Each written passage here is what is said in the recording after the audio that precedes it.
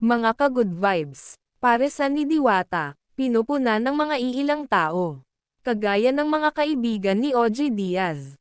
Sinabi daw ng mga kaibigan ni OG Diaz, na hindi tugma sa kanilang panlasa. Ang lasa ng paresan ni Diwata. Maraming netizens ang bumatikos dito. Ayon sa mga komento ng mga netizens, try mo rin kumain para ma-confirm mo. 100 pesos na overload only rice with soft drinks, ano pa ba ini-expect ninyo? Lasang pang 5-star hotel. Hahaha. Imbes na suportahan nyo si Diwata kasi tulad nyo sa LGBT. Hindi kayo pinipilit kumain doon. Ang buhay niya galing sa mahirap, hindi sumusuko sa buhay.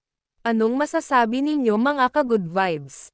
Tama ba? Ihayag pa ni OG Diaz ang saloobin ng mga kaibigan niya sa paresan ni Diwata sa kanyang YouTube channel.